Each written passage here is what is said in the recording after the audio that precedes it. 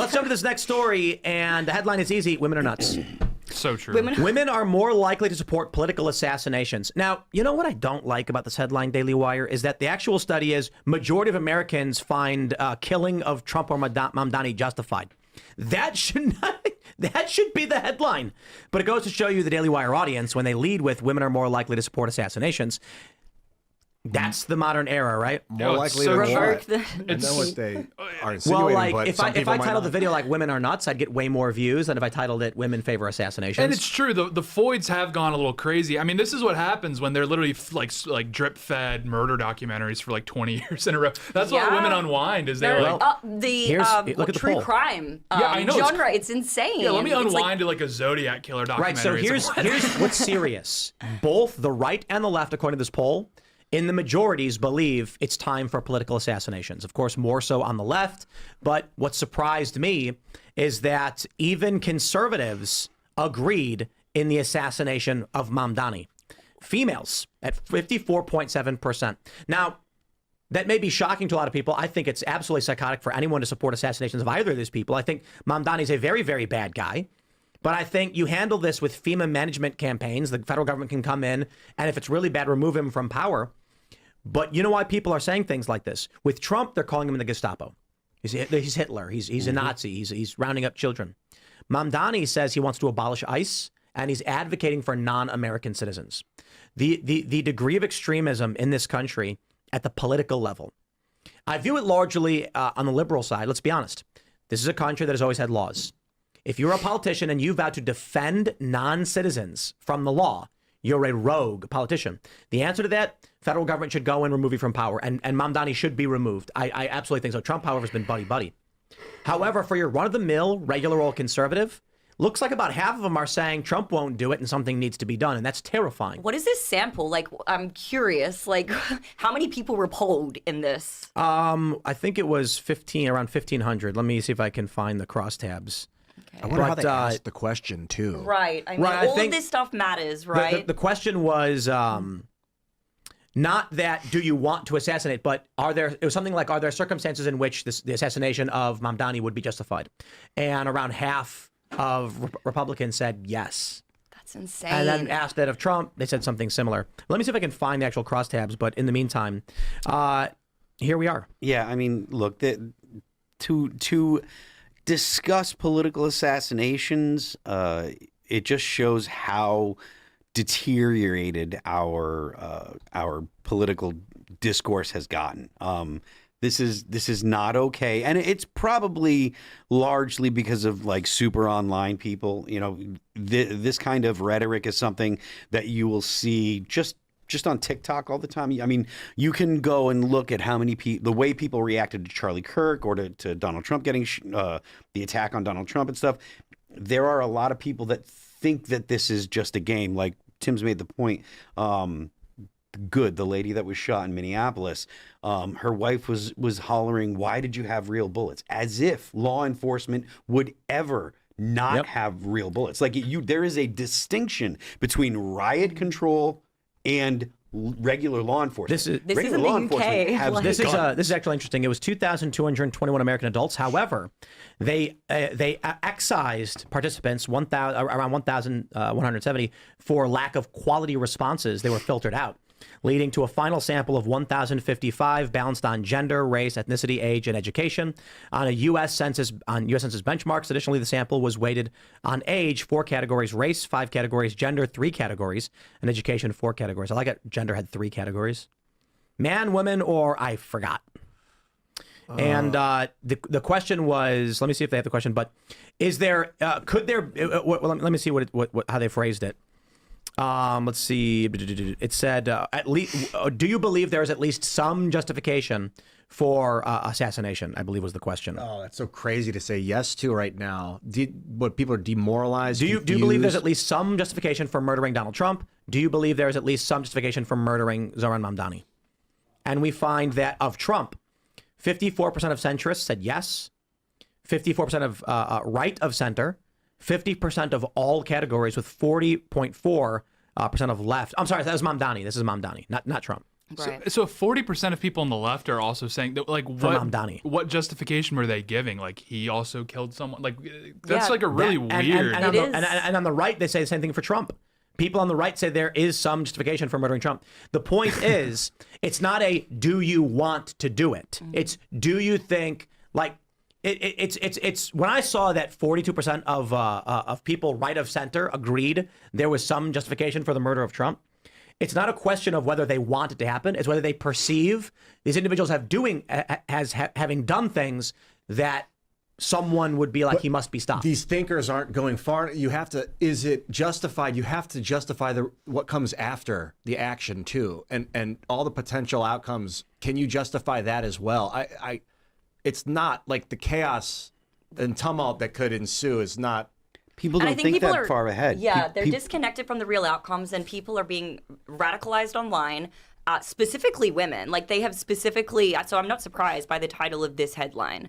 They've been very good at radicalizing women in politics. And when you look at social media platforms, the issue is, on TikTok, you're talking about the content over there. Like, a lot of right-wing content gets censored on TikTok. So it's leftist voices that are projected. And this is the dominant influence that women are receiving because they don't even have the option of seeing this right-wing content in a lot of instances. I mean, it was just like a year ago, literally, you couldn't even put Nick Fuentes in the title of a YouTube video. You had to put asterisks on it to prevent the video from being taken down. So the amount of right-wing content that is censored versus left-wing content has resulted in radicalization of women. I mean, to me, it makes perfect sense. Why women? What have you noticed about particularly women are so emotional, and here's the thing, they play on that. They know that women are emotional, and this is why, controversial take, I don't think that women should be in high positions of power in politics, honestly. I learned a statistic recently that's kind of interesting. So cortisol, right, the stress hormone that both men and women experience, I recently learned that 1 tablespoon or teaspoon of cortisol, it takes women an entire day to metabolize that. So basically, she needs to go to sleep and wake up the next morning and she'll be okay. She'll be reset. Whereas a man, he can metabolize that within a period of a couple of hours. Women do not react well to stressful situations. And the media and left-wing politicians are counting on that, and they're weaponizing that against women. Yep.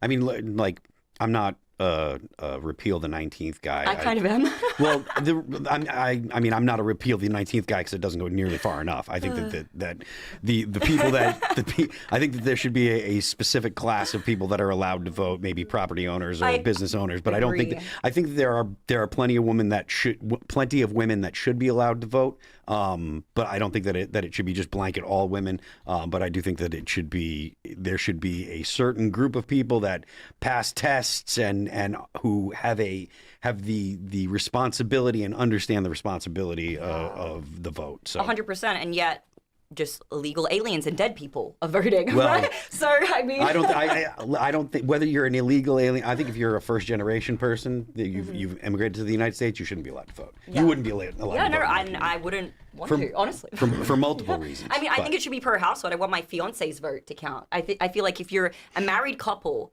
especially usually married couples have similar political opinions, but for example, if it's a right-wing guy and a left-wing woman and they're married, I feel like the husband's vote should count. Yeah, more. I agree. Because you I agree. identify with his political party?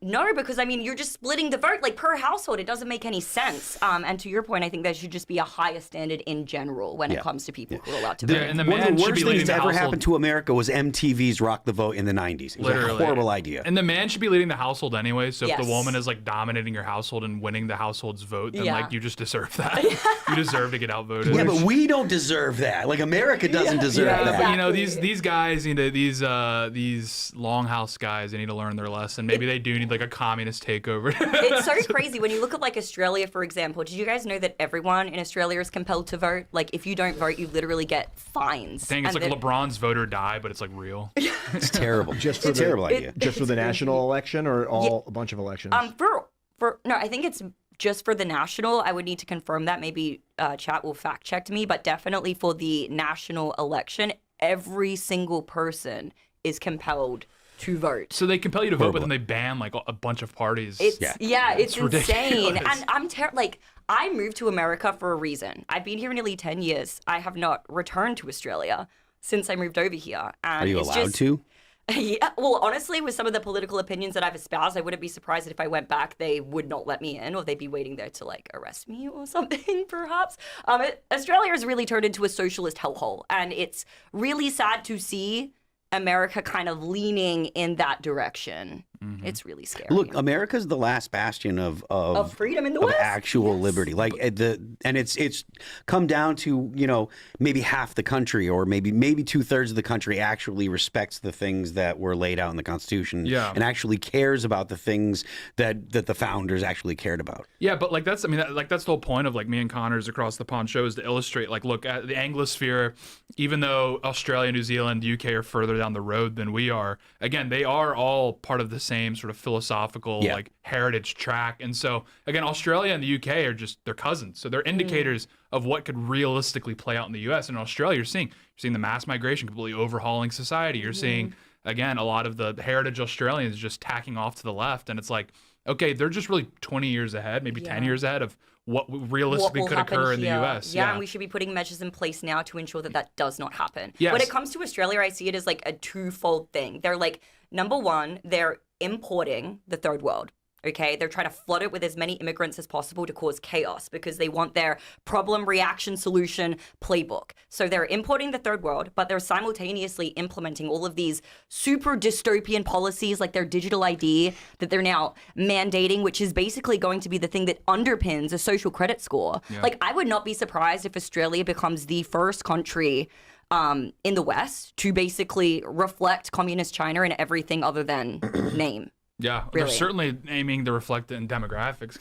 There's so many Chinese people have moved to Australia. It's crazy. I mean, I saw a video that was like spot the Australian around New Year's. It was like a New Year's Challenge celebration, and it was you couldn't really see. You really had to like peel your eyes to see one white Australian in this whole like grouping of people, which was in the thousands. And it speaks a lot to where Australia's at. The new Where's Waldo. Thanks for checking out this clip from Timcast IRL. Make sure to watch the show live Monday through Friday at 8 p.m. Subscribe to this channel, and we will see you all there.